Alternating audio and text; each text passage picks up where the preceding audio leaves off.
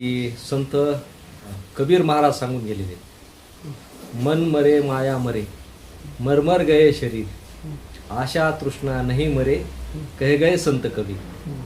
म्हणजे सगळ्यात मोठी तुम्हाला अस्थिर ठेवणारी गोष्ट आहे ती म्हणजे तुमच्या मनामध्ये दडलेली म्हणजे प्रत्येक गोष्टीची आशा आणि अतृप्ती, जी तृष्णा कधी संपतच नाही माणसाच्या मनात. हे एक भौतिक आणि आध्यात्मिक त्याचं कारण आहे काय, आणि त्या कारणातून माणसाला मुक्ती नाही, म्हणून तो अशांत आहे. जे लोक गौतम बुद्धांना मानते किंवा महावीरांना मानते ते सुद्धा म्हणजे अशांतच आहे. नाही, ते मानतेत म्हणजे ते विचार थोडीच त्यांनी अंगीकारलेत, आलं का लक्षात, किंवा त्या विचाराला धरून त्यांनी कृती थोडीच केलेली. म्हणजे तुम्ही प्रतिमा म्हणून, एक देव म्हणून, दैवत म्हणून, अधिष्ठान म्हणून तुम्ही स्वीकारले, आलं का लक्षात. परंतु ते अधिष्ठान म्हणून स्वीकारताना तुम्ही पूर्ण स्वरूपामध्ये कोणाला स्वीकारित नाहीत ना. आपल्याला पाहिजे तेवढं पाहिजे नाही, जे आपल्याला पाहिजे तेच आपण शोधित नाही. म्हणजे ज्याची गरज आहे का तेच माणूस शोधायचं विसरून जातो. म्हणजे थोडक्यात कुठलाही महापुरुष असो, कुठलाही देव असो, त्याचं चरित्र आपण अभ्यासताना त्याचं कर्तृत्व आणि त्याचा संदेश, त्यांचा संदेश आपण आपल्या आचरणात आणत नाही. आणि त्यांना नेमकं त्यांच्या आयुष्यामध्ये या समाजाला काय द्यायचं होतं, लोकांना काय द्यायचं होतं, त्याचं चिंतन आपण करत नाही आणि त्या गोष्टी आपण घेतच नाही. आपण काय घेतो माहिती का, की एखादा महापुरुष यासाठी स्वीकारायचा का तो आपल्या जातीचा असतो म्हणून, तो आपल्या धर्माचा असतो म्हणून, बरोबर. 99% मग ते देव असो, धर्म असो, माणूस आपलं नातं जोडायचा प्रयत्न करतो त्यांच्यासोबत आणि ते नातं जोडून त्याला त्याच्यासारखं महान व्हायचं असतं. आलं लक्षात, बरोबर आहे. म्हणजे मी काही कमी कुळातला नाही, मी काही कमी ह्याच्यातला नाहीये काय. बघा तुम्ही यादव कुळातले, भोसले कुळातले, जाधव कुळातले, नुसतं आडनाव लागले की त्यांना वाटतं की आपण महाराज झालोत, आता आपण आता जिजाऊचे वंशज झालो काय. म्हणजे हे भौतिक अंगानं तुम्ही त्यांना स्वीकारता, अंतर्मनातून तुम्ही कधीही महापुरुष आणि देव स्वीकारित नाहीत. आणि त्यांनी जे सांगितलेल्या गोष्टी आहेत त्याच्यावर कधी आपण चालतच नाही, बरोबर. मग हे वरवरचं जगणं, वरवरचा समाज हा शांत कसा राहील, अशांतच राहणार ना. समुद्राच्या तळाखाली खजिना दाळलेला असतो, वरी लाटावरती नसतो तरंगत. तुम्हाला जर खाली जे समुद्र मंथनातून जे काही मोठमोठ्या मौल्यवान वस्तू मिळाल्या त्या कुठं मिळाल्या, त्या खालीच होत्या ना त्या. नाही, पण आतापर्यंत याच्यावर एवढं मोठं तत्वज्ञान निर्माण झालं, पण त्याचा इम्पॅक्ट नाही ना पाहिजे तसं. इम्पॅक्ट मी काय म्हणतो की तत्वज्ञान जे आहे ना, तत्व कळतं कुणाला, तत्व कळतं कुणाला नाही, त्याच्यावर काम करणारे भरपूर ऐका ना. आणि कळाल्यानंतर ते स्वतः आचरणात येतं किती जणाच्या, दर 1 लाख 2 लाख लोकांमागे फार झालं तर 1 ते 2 लोकांना ते तत्व समजतं. मी काय म्हणतो समजतं, किंवा ते सांगितलंय काय, ते काय आहे, म्हणजे हे त्याला त्याचा अर्थ कळतो, बरोबर. आणि त्या 1 ते 2% लोकांपैकी प्रत्यक्ष आचरणात आणणारा 1% नसतो, क्वचित, दुर्मिळ. म्हणजे कधीतरी एखादी पिढी झाल्यानंतर असा एखादा महात्मा जन्माला होतो की जो ते तत्व जाणतो पण आणि आचरणात आणतो पण, बरोबर. म्हणून संत तुकाराम महाराज काय म्हणतात माहिती का, की देव पाहावयासी गेलो आणि देव होऊनच ठेवलो, बरोबर. हे असं तत्व आहे. जेव्हा तुम्ही खऱ्याचा शोध घ्यायला जाता आणि खरं समजल्यानंतर त्याच्याप्रमाणे आचरण करायला जाता, त्यावेळेस तुमचं जे महात्म्य आहे किंवा तुमचं जे आचरण आहे हे साधारण राहत नाही. एखाद्या देवासारखं तुमचं आचरण होतं, एखाद्या सर्वश्रेष्ठ न्याय देणाऱ्या न्यायिकासारखं तुमचं आचरण होतं. म्हणजे इतकी महती तुम्हाला प्राप्त होते. म्हणून हा जो संपूर्ण समाज आहे का, हे वरवरचा आहे, वरवरच्या लाटा आहेत खारट पाण्याच्या समुद्रातल्या, बरोबर. बिनकामाच्या उफाळून येणार, वादळं आले की बिनकामाच्या एकमेकावर आदळणार, म्हणजे त्याच्यातून काहीच नाही. हे फेस न पाणी, फेसाळल्याला कचरा, जगाची घाण म्हणजे हा समाज आहे.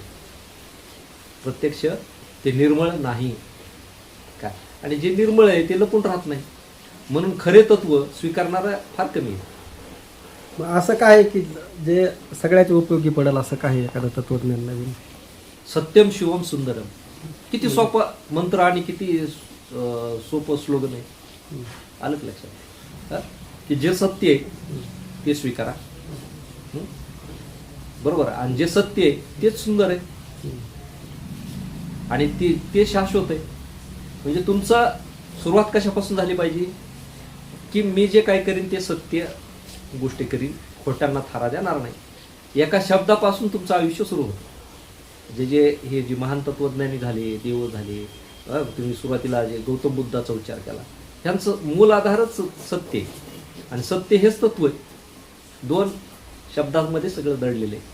तिथून तुम्ही सुरुवात केली का मग तुम्ही आध्यात्मिक असू द्या नाही तर भौतिक असू द्या, तो माणूस जीवनामध्ये संपूर्ण काही मिळाल्याचा त्याला आनंद भेटतो. त्याच्या आयुष्यामध्ये दुःखच राहत नाही. आणि लोकांना काय आहे माहिती का, सत्यच आवडत नाही, सत्यच नको म्हणते. बरोबर. आणि काय होतं की सत्य जगणं अवघड आहे ना, आणि सत्य जाणून घेणं पण अवघड आहे. मग असं चिकित्सक भौतिक अभ्यास करणं लोकांना नको वाटतं ना, कारण लोकांची तेवढी पात्रता नसते, तेवढी त्यांच्या बौद्धिक क्षमता नसते. तात्काळ जे मिळेल ते घ्यायचं, मग ते लबाडीने असो, चोरीनं असो, उदांडपणे असो, अशी वागणारा हा समाज आहे.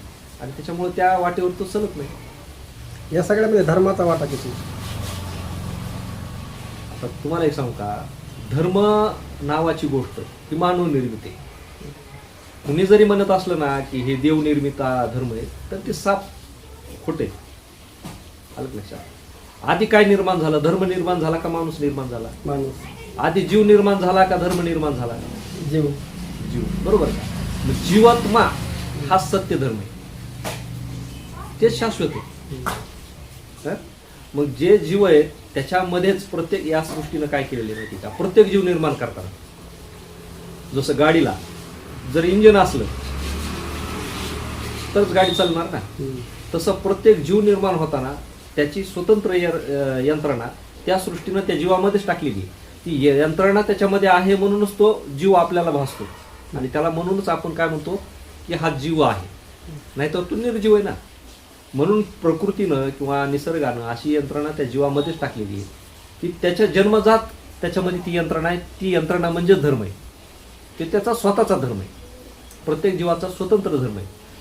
माणूस जरी म्हणत असला माझा स्वतंत्र धर्म आहे, तर तो जन्मजात मानवजात ही वेगळी आहे. मानव जातीचा धर्म वेगळा आहे, पशूंचा धर्म वेगळा आहे, प्राण्यांचा धर्म वेगळा आहे, यानंतर वनस्पतींचा धर्म वेगळा आहे, झाडांचा धर्म वेगळा आहे, पाण्याचा धर्म वेगळा आहे, हवेचा धर्म वेगळा आहे, आणि गुणधर्म सुद्धा वेगळे. म्हणजे या प्रकृतीमध्ये कुठलीच गोष्ट एकमेकाशी साधर्म्य असणारी नाही. काही तत्विक दृष्टीनं ती साधर्म्य, आणि ते तत्व म्हणजे प्रेम, स्नेह आणि सत्य. बरोबर. ही साधर्म्यता प्रत्येकामध्ये आहे, नाहीतर बाकीचे सगळ्यांचे गुणधर्म वेगळे. म्हणून मला सांगा की माणसाने धर्म निर्माण केला, मग ते कुठल्या जातीतला असो, धर्मातला असो, इस्लाम असेल, हिंदू असेल, इसाई असेल, हे धर्म समजा निर्माण केले. तसा झाडांनी त्यांच्यासाठी धर्म निर्माण केला का? नाही बुवा, आता हे हिंदू आहे तर आमचा स्वतंत्र झाडांचा धर्म वेगळा आहे. पक्ष्यांनी त्यांचा धर्म स्थापन केला का? नाही. पण सध्या धर्मावर एवढी कट्टरता जी वाढली, आता अहिल्यानगरमध्ये खून झाला, हा, पुन्हा त्याला धर्माचं जे स्वरूप आलेलं आहे. आता सत्य काय असत्य काय आपल्याला माहित नाही, पण काय माहिती तुम्हाला सांगतो की ते खून झाला ह्याला काही वेगळी कारणं असतील, बरोबर. परंतु एखादी घटना त्या धर्माच्या अँगलनं जोडणं आणि त्या धर्मातली माणसं त्या घटनेच्या अंगानं जमा करणं किंवा त्यांच्यामध्ये ती गोष्ट उतरवणं, त्याला इमोशनल आपण म्हणतो, इमोशनल करणं लोक. तर हे काय झालेलं आहे की धर्म, की आधी अनेक साधू संतांनी, महात्म्यांनी सांगितलेले की धर्म ही एक आहे की सत्ता आहे, की अज्ञानी माणसावरती, खरं काल्पनिक जरी असले तरी सध्या अस्तित्वात येते. हा, अस्तित्वात म्हणजे अज्ञानी लोकांवरती कृत्रिमरित्या निर्माण झाले, ज्ञानी माणसांनी निर्माण केलेली ती सत्ता आहे. मग ज्यांच्याकडे अज्ञान असतं का नाही, त्यांना काबूत ठेवायचं आणि त्यांच्या जीवावरती एक स्वतंत्र व्यवस्था निर्माण करायची, आणि त्या व्यवस्थेचा उपयोग दुसऱ्या एखाद्या समुदायाला किंवा धर्माला विरोध करणं किंवा त्याच्यावरती आक्षेप घेणं, बरोबर का, यासाठी वापरायची. म्हणजे थोडक्यात काय की स्वार्थातून हे सगळे निर्माण झालेल्या गोष्टी आहेत. म्हणून कुठलाच धर्म तुम्हाला या जगामध्ये संपूर्ण मानवजात एक आहे हा जरी सांगत असला तरी माणसातच माणूस ठेवीत नाही तो, बरोबर का? म्हणजे त्याचं स्वरूप प्रत्यक्षात वेगळे आणि आचरणात प्रत्यक्षात वेगळे. आणि मग ह्या आचरणामधले जे गुणधर्म आहेत का नाही, त्या त्या कालानुरूप जे जे समाज व्यवस्था निर्माण होते त्या समाजातले जे काही लोक आहेत ते बुद्धीच्या जोरावरती हाताळतात आणि समाजाला त्याच्यामध्ये बांधून ठेवण्याचं काम करतात, त्याच्यामध्ये त्यांना व्यस्त ठेवण्याचं काम करतात. काय म्हणून काय माहिती का तुम्हाला सांगतो की जात हे जसं राजकारणाचं भांडवल आहे तसंच धर्म हा सत्तेचा आधार आहे, बरोबर. आणि दारिद्र्य ह्या देशातील ह्या जगातील लोकांना लाचार ठेवण्याचं तंत्र आहे, बरोबर. जर सगळेच ज्ञानी झाले आणि सगळेच जर धनिक झाले तर मग सत्ता कोणाची? सगळे समानच झाले ना. मग ही असमानता निर्माण ठेवून असमानतेच्या, दारिद्र्याच्या आणि सत्तेच्या जोरावरती जे आईत खाऊ लोक पुढे आलेले त्यांनी आपापलं गट स्थापन केलेला आहे. आता एक साधं उदाहरण तुम्हाला देतो. तो उदाहरण काय माहिती का? जर आपल्या गावामध्ये एखादा सप्ताह असेल किंवा एखादी जयंती असेल तर सुरुवातीला काय होतं की तो कार्यक्रम घेण्यासाठी सगळं गाव एकत्र येतं, सगळे एक जीवानं कार्यक्रम करतात. वर्ष, 2 वर्ष, 3 वर्ष झाल्यानंतर काय होतं की नाही आपल्याला आणखीन चांगलं करायचं आहे, याच्यामध्ये आणखीन आपल्याला गोड जेवण आहे त्याच्यात एवढे आयटम वाढवायचे, कमांड वाढवायची, चांगला वक्ता बोलवायचा आहे, महाराज चांगला बोलवायचा आहे, बरोबर. मग ती काय होतं की तुमच्या खर्चाची यादी वाढत जाते. मग आता खर्च कुठून जमा करणार? वर्गणीतून. वर्गणी देणारे कोण? त्या गावातली सगळे लोक आले, मग गरीब आले, श्रीमंत आले, सगळे आले. आलं लक्षात? पण त्या गावातले श्रीमंत लोक असं विचारलंय काय की नाही बुवा की हे मध्यमवर्गीय गरीब लोक आहेत त्यांच्याकडून वर्गणी आपण घ्यायचीच नाही. आपण गावामध्ये जी 5-50 लोक आहेत तर त्या सगळ्यांच्या जे काय कार्यक्रमाला खर्च होतो ते आम्ही करतो, अशा उदात्त विचाराचे कोणी असतात का? नाही. ते सगळ्यांची वर्गणी जमा करतात आणि त्या मोठ्या लोकांनी वर्गणी दिली त्यांच्या दबावाखाली खालची लोक देतात किंवा त्यांची काय म्हणतात त्या शब्दाची किंमत म्हणून किंवा त्यांचा काय म्हणतात त्याला मान म्हणून बाकीचे देतात ना, बरोबर. मग पुढं काय होतं माहिती तुम्हाला सांगतो. काही वर्ष हे कार्यक्रम चालला की त्यामध्ये जी काय आर्थिक गोष्टी त्याच्यामधून उरलेल्या पैशातून त्याच्या हिशोबावरून 4-2 लोकांच्या किरकिऱ्या होतात, खटकाखटकी होती. ते त्यातून बाहेर पडतात, स्वतंत्र गट स्थापन करतात, स्वतंत्र कार्यक्रम घ्यायला सुरुवात करतात आणि स्वतंत्र पुन्हा वर्गणी घ्यायला सुरुवात करतात, बरोबर. आणि पुन्हा विभक्त कार्यक्रमाची सुरुवात होते. मग हे असंच आहे. घरातून घर फुटतं, धर्मातून धर्म फुटतो, माणसातून माणूस उठतो. काय ह्या सगळ्यांचं मूळ काय आहे? प्राबल्य, त्याच्यानंतर प्रस्थापितपणा आणि वर्चस्व. बरोबर. 99% आपले भांडणे हे आपल्याच लोकांसोबत असते. वर्चस्ववादातून सगळं निर्माण झालेले. ह्या जगामध्ये मानवी ज्या काही घटना आणि घडामोडी आतापर्यंत झालेल्या त्याच्यामध्ये देवाचा धर्माचा रोल काही नाही. ही माणसांची मानसिकता आहे ज्यांनी की वर्चस्ववादातून सुरू केलेली. मग ती संपत्तीचा वर्चस्ववाद असेल, जमिनीचा वर्चस्ववाद असेल, विचारांचा वर्चस्ववाद असेल, संस्कृतीचा वर्चस्ववाद असेल. हा वर्चस्वपणा माणसाला काय करतो माहिती का? एक वेगळ्या मार्गाने नेतो, एक वेगळा गट स्थापन करतो आणि एकमेकाचा द्वेष त्यातून निर्माण होतो. काय याच्यामध्ये देवाचा, धर्माचा, तत्वाचा संबंध काय? म्हणजे या सगळ्या मानवी गोष्टी आहेत ना. आज बघा तुम्ही जे काही प्रक्षोभक काही लोक बोलतात धर्माच्या आडून, त्यांचा हेतू काय आहे? का तुम्हाला उचवायचंय? का प्रक्षोभकपणा त्याच्यामध्ये आहे? तर ते ऐकल्यानंतर दुसरा गट उफाळून येईल, त्यांना वाईट वाटावं. आलं का? त्यासाठी हे बोललं जातं. आणि त्यांनी ते उफाळून आले की तुमचा जो गट आहे, तुमचा जो समुदाय आहे तो एक येतो. म्हणजे तुम्हाला नियंत्रण मिळवायचं तुमच्या गटावरती म्हणून बोलायचं. याच्यामध्ये ह्या अशा गोष्टी येतात. म्हणून देव, धर्म, तत्व ह्या ज्या मूळ गोष्टी आहेत त्यापासून हे जे संधी साधू लोक आहेत व स्वार्थी लोक आहेत त्यांनी समाज भरकटविलेला आहे. म्हणजे मूळ ज्या गोष्टी येतात त्या पर्यंत समाज पोचूच देत नाही ते लोक. त्यातील बी बरेच जण अज्ञानातून असतात ना, ते बी जे नेतृत्व करणारे नाही. बरेच अज्ञानी असतात. नाही नाही नाही कसं असतं नाही, माहिती का? एखादा असतो हुशार, पण बरेच जे 90% अज्ञानीच आहेत ते बी, म्हणजे खोट्यालाच खरं समजून चालणारे असतात ते सुद्धा. आता तुम्हाला एक साधी गोष्ट सांगू का, तुम्ही कधी म्हशी सांभाळायला गेले की हा, म्हणजे म्हशी नाही पण बैल गाई, गाई थोड्या हुशार असतात. बैल सांभाळलेली. शिळी मेंढी, हम्म. म्हणजे गाय हा प्राणी थोडा हुशार आहे. हा. पण बाकीचे जर प्राणी सांभाळायचे असले तर काय करते माहिती का, तर गुराखी असतं का नाही, गुराखी कुठतरी एकाच जागेवर बसलेला असतो त्या शेळ्या मेंढ्या सांभाळल्या, किंवा एका जागेवर उभा राहतो तो बरं हा. आणि ते काय करतो, त्यातली एक मेंढी, एक शेळी मेंढी जी असेल ना, तर तिला फक्त वळवितो ते, तिला फक्त वळण द्यायचं, बाकीच्या बरोबर त्याच्या मागे चालतात. म्हशी आहेत का, एका म्हशीला काठी हाणायची, बाकीच्या सगळ्या म्हशी ते बरोबर चालतात. मग ह्याला काही चालण्याला बुद्धी लागते का?